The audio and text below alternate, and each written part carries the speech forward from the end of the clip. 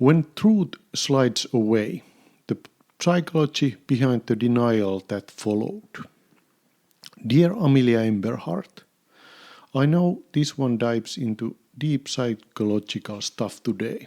It can be a bit too difficult to fully grasp. However, I know you see things.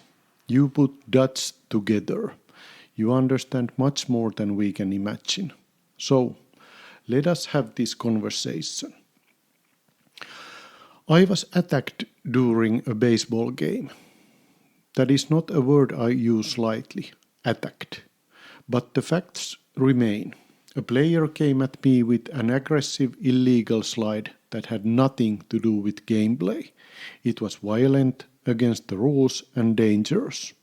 My leg was visibly injured and players on both teams were stunned by what they witnessed. But here is what happened next.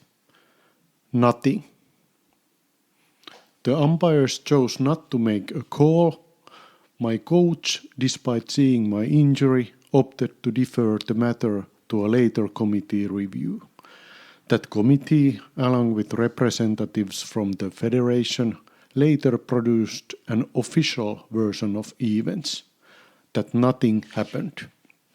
That the umpires saw nothing, that it was either within bounds or too ambiguous to act upon. Yet, nearly every player who witnessed it strongly disagreed. And here we are now, caught in a web of silence where the most comfortable story has overtaken the truthful one. How does something so blatant get erased?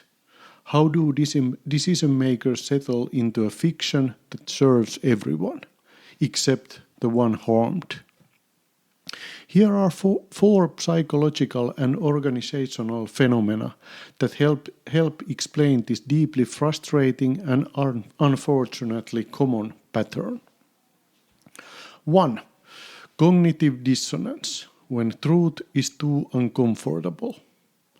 Cognitive dissonance occurs when people experience mental discomfort because reality clashes with their beliefs or responsibilities. In this case, the umpires and coaching staff likely saw that something serious had happened, but acknowledging it would have meant accepting that they failed in their duty of oversight, a player could have been seriously injured on their watch, the game's integrity had been compromised. Rather than face these truths, they unconsciously resolved their discomfort by telling themselves a simpler, safer story.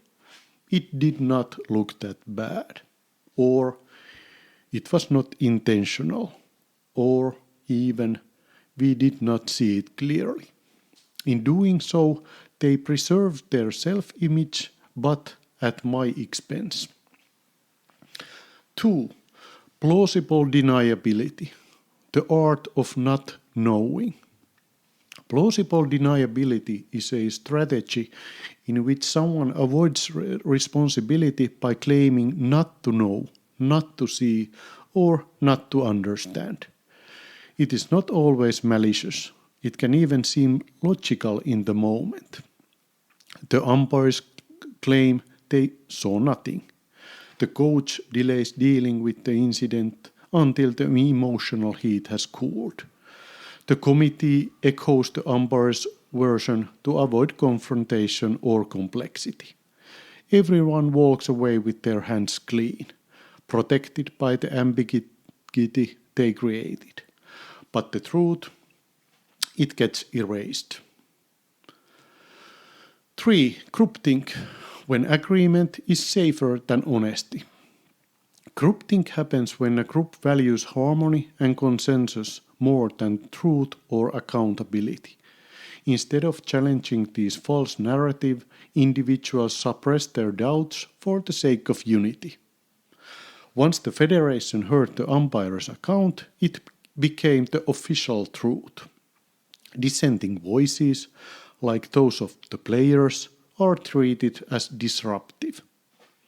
Maintaining group unity, not justice, becomes the goal. This is how systems quietly betray individuals. The group protects itself even if it means abandoning someone who was harmed. 4. Social myth making. When fiction is easier than facts. Sometimes an event is simply too inconvenient to confront, too charged, too risky, too complex. So the group invents a version of events that could have happened, even though it did not. In this case, the myth became the slide was legal, the umpires did not see it, there is no basis for punishment. This version is not true, but it is easier. It protects reputations, avoids paperwork, and allows the league to function without disruption. It's a lie made of convenience. So, where does that leave me? Physically recovering, emotionally drained, and increasingly aware that truth alone is not always enough when systems are designed to prefer comfort over accountability. But writing this one is one small way of reclaiming reality, of refusing to let silence define what happened, of naming what so many of us witness, but are pressured to ignore. This is not just a story about baseball.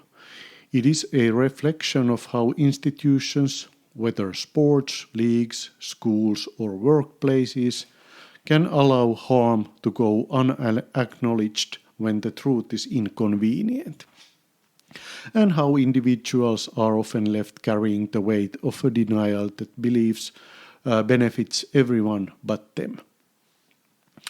If you have ever been in that place, I see you, and I hope that more of us begin to recognize these patterns, not only to protect ourselves, but to challenge the systems that make silence seem easier than justice. This is your moment. Take command and show us the path.